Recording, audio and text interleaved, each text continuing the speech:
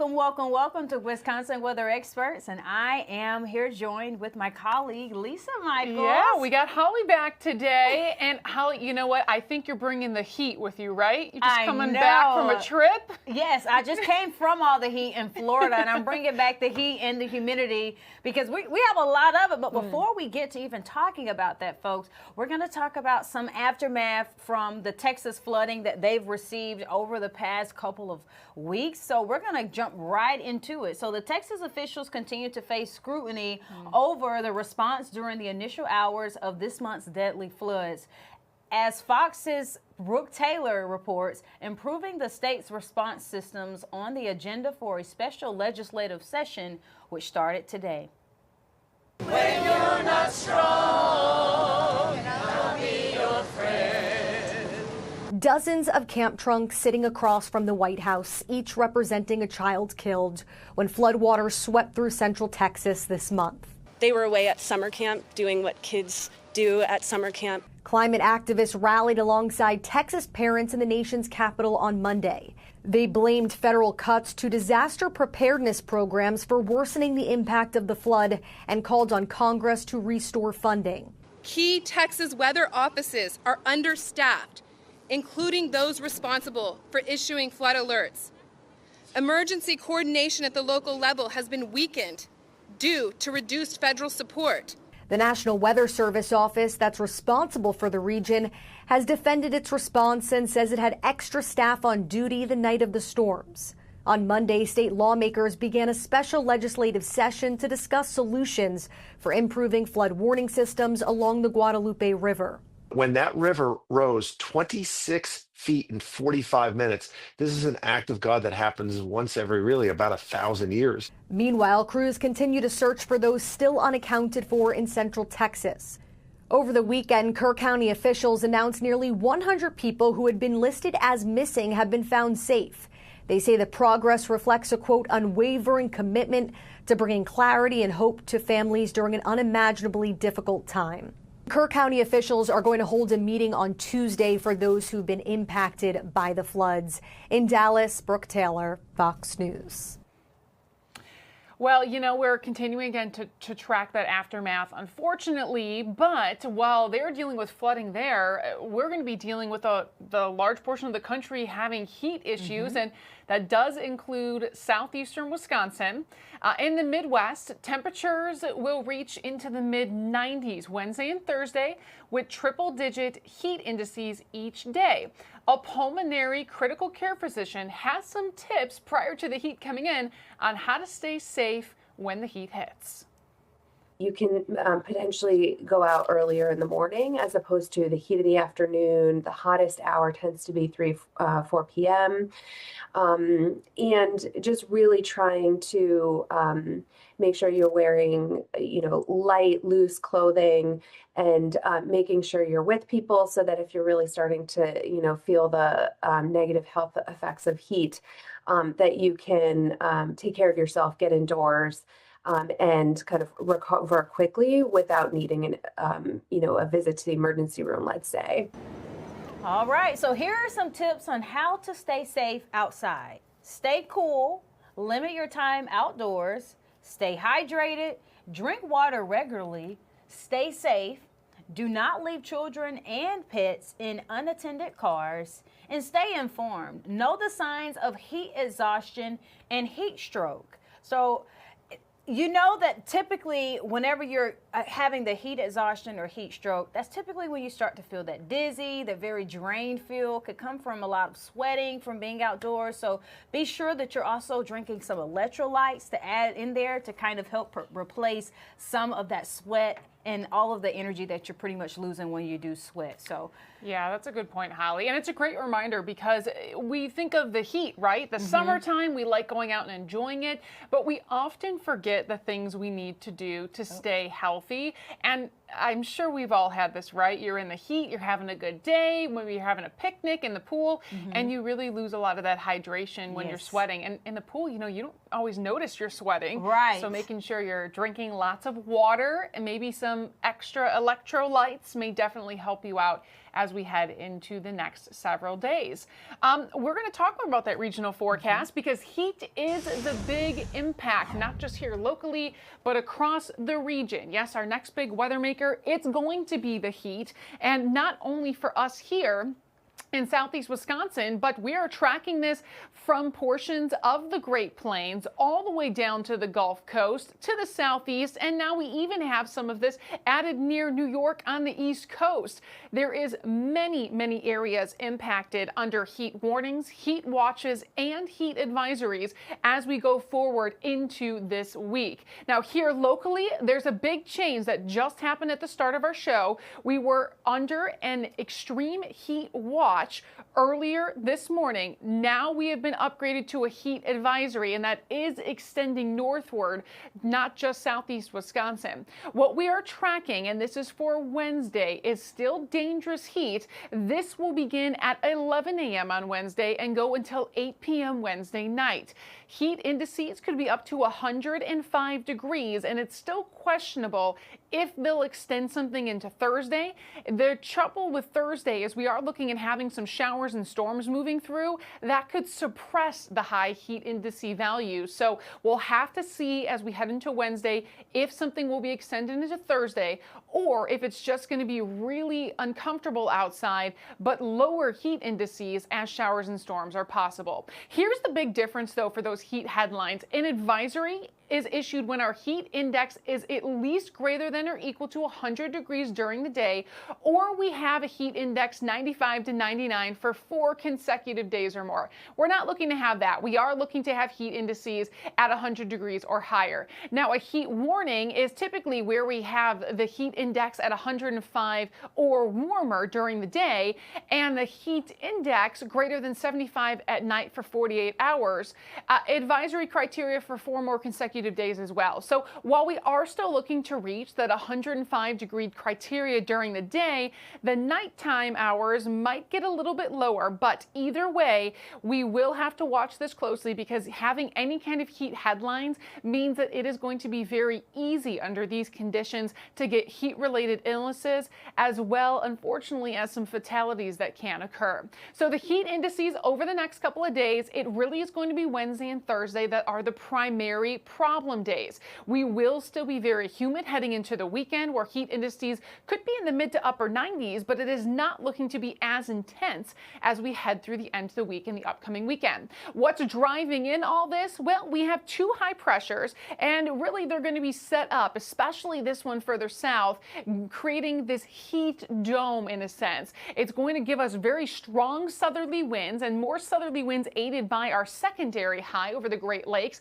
That is drawing in the warmer temperatures well above average, as well as the added moisture. Now, one thing you may know about the Midwest, we have a lot of corn. Flat land is great for planting corn, and we have something called corn sweat. A lot of that moisture can also enhance the amount of moisture in the air near the surface, so that can also create higher dew points. Speaking of higher dew points, though, notice how high it is. Again, because of some of that corn, we are tracking dew points in the mid to upper 70s. That is miserable to be outside in that. We've even increased now here locally in Milwaukee into the 60s. So we had some 50s, more comfortable, drier air from the weekend heading into yesterday, but we knew about it. We were talking about the conditions continuing to worsen as our dew points will rise today, and especially heading towards the end of the week into the 70s. We are looking to have a cold front move through Friday into the weekend. But notice what that front is not bringing Wisconsin.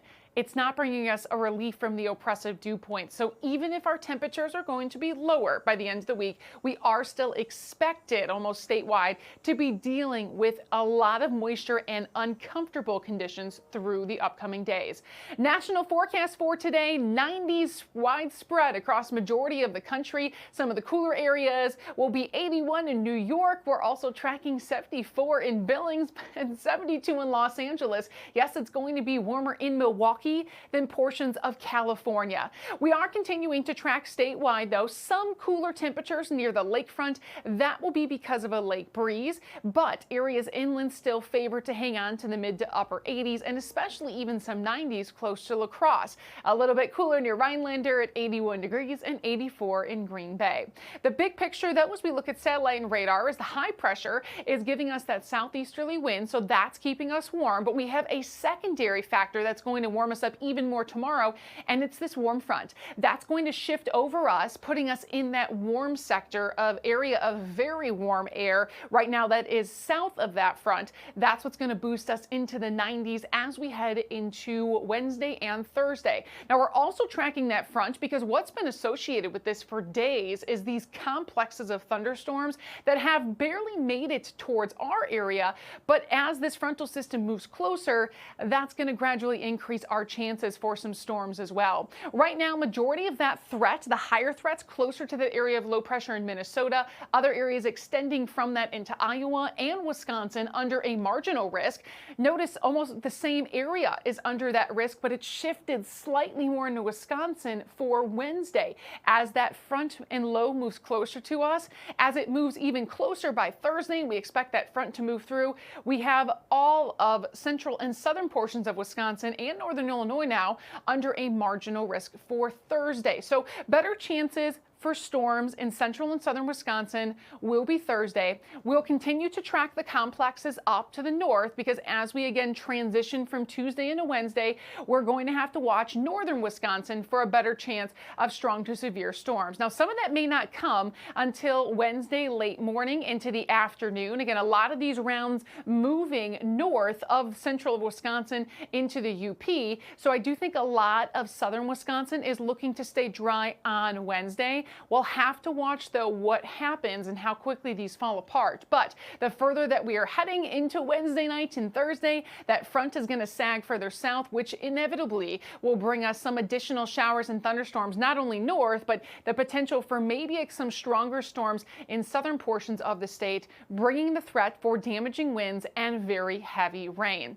One of the things you might be thinking about, though, well, it's going to be hot. You want to take a dip in the lake, and today, the places you don't want to take a dip in the lake, though, is for Sheboygan and Ozaukee counties. There is a dangerous swim risk due to high waves as well as strong rip currents, again, because of that southeasterly wind. Now, our winds are going to start to transition more out of the south tonight and southwest over the upcoming days, so that will get rid of that swim risk. But again, maybe a good time to take your kids to the beach for the upcoming days as long as you are careful. Again, heat-related fatalities are the highest for any weather phenomena out there.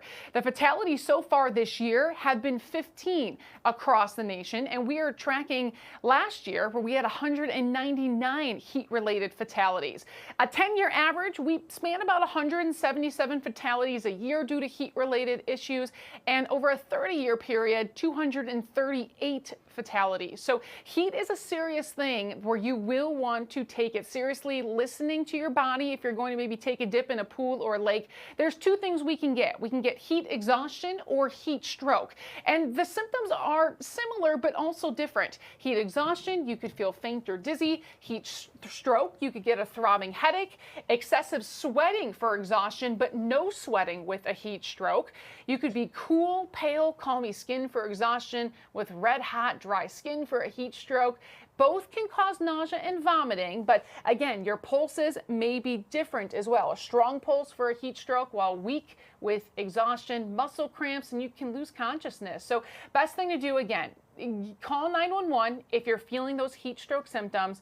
Again, if you're not really sure, best thing is to call 911 as well, but get into an air-conditioned facility, drink plenty of water, and again, just check on your friends and neighbors. This will be something we'll be tracking, and again, can be very dangerous as we head through the upcoming days.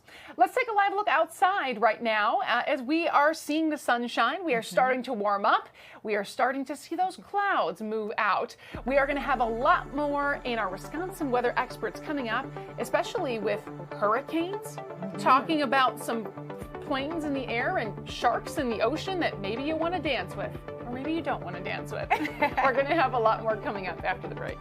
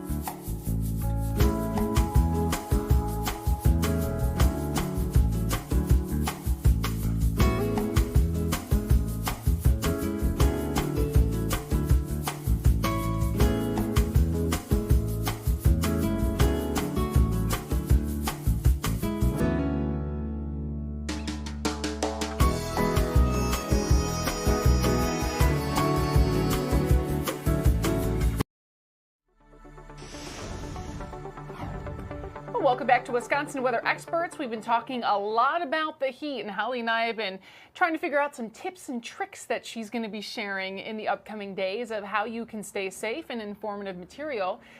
But we have something a little different to talk about in terms of the heat and humidity, right? Oh, yeah, out in the ocean. So we got hurricane season, and that also involves having heat because you need that to kind of help feed these hurricanes that are going to continue to develop over the next couple of months.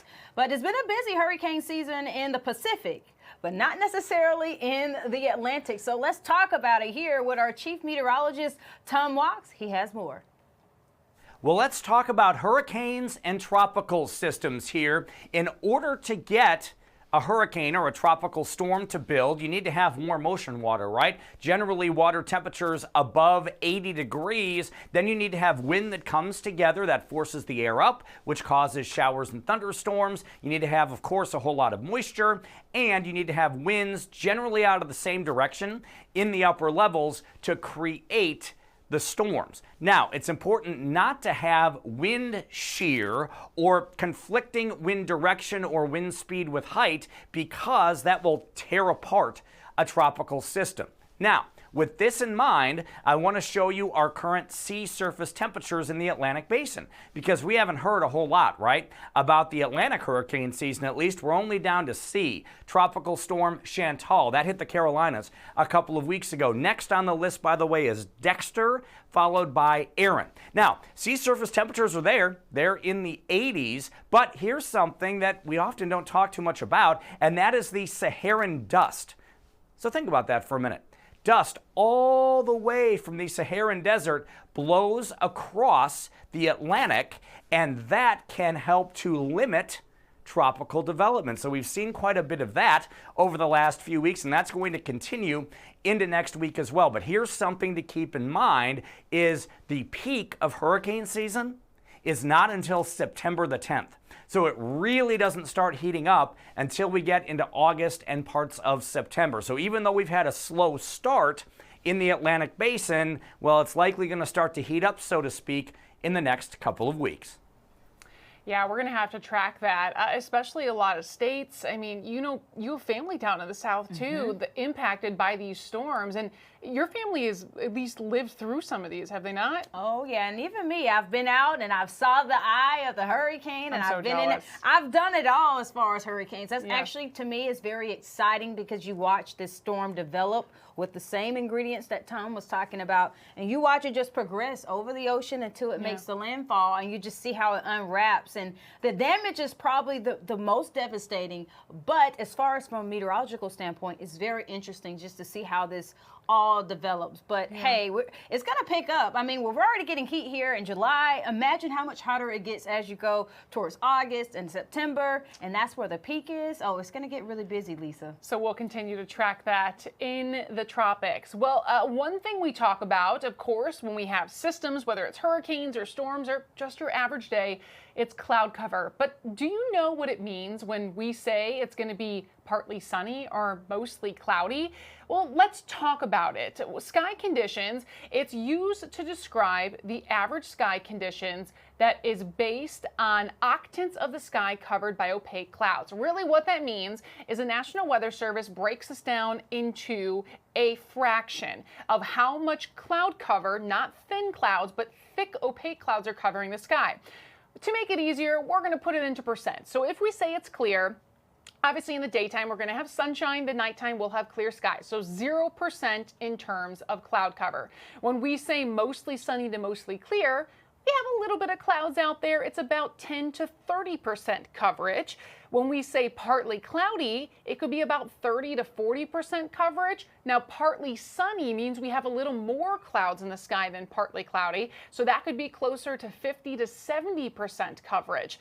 Mostly cloudy skies, well, of course we know that means we have a lot more cloud cover than sunshine. That contains 70 to 80% coverage of clouds out there. And cloudy skies, whether it's day or night, it is going to be about 90, almost to 100% coverage in the sky. So that's really what it means. I know sometimes we throw around these terms of mostly sunny, mostly clear, partly cloudy, partly sunny, mostly cloudy. That is the order they go in from where we're completely clear to where we're completely cloudy. It just goes back to the basics. And sometimes what's simple to us, some people may not know. So hopefully that explains it a little bit better for you. If you are reading our forecast, which hopefully you are, and following us, and maybe you're out there in the sky and you may start throwing those terms around yourself. Right. Well, we're going to have a look at our tower cam, taking a look outside, what it looks like right now. Can you guess?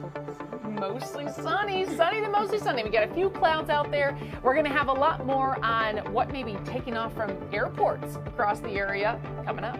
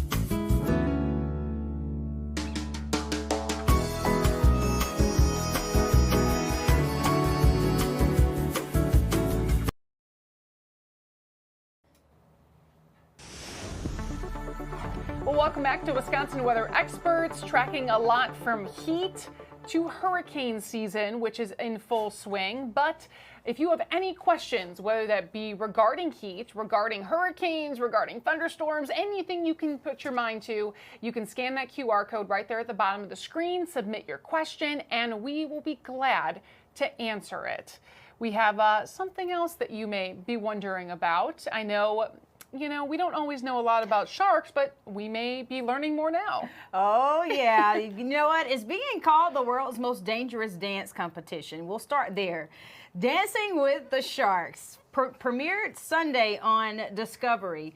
Expert divers and shark handlers create underwater dance routines with sharks. Oh, my gosh. Oh. Each contestant is judged on technique, interaction, and performance. Check this out. We are surrounded by sharks. Let's dance. Welcome to Dancing with Sharks, the only competition where elite shark wranglers take their skills from the deep blue to the dance floor. Their challenge: to combine the precise, high-risk movements of shark handling with the grace, the rhythm, the artistry of dance. My goodness. Oh, no. Could you imagine this, Holly? I mean, here's the thing. If they said, Holly, we want to feature you, Would you go in the water with the sharks and dance with them? I don't even think they could pay me $1 million, Lisa. I just don't think. I mean, I'm paying attention to the jaws when they're eating a little fish and how their jaws come out. Yeah. I'm not going to be focused on dancing. I will be serious, though. I do want to go in a cage in the ocean with sharks. You know, I'll take your picture. In the water with me, right? From the top, or a little GoPro. See, I don't know. There's something about the cage. I don't know if I'd want to do what they're doing. And also, how do you know that they're trustworthy? And are they smart enough to remember a dance routine? I mean, maybe sharks are smarter than we think. Yeah, I have to be on my last leg and just ready to go, and that'll be a bucket list item that I do. Way at the bottom of your list, at probably. The very bottom. I need to do everything else in life first. Oh, gosh. Well, it may be a cool show to catch. Of course, Discovery has a lot on science. We have a lot more of science here on Wisconsin Weather Experts. Check us out tomorrow. We'll see you then.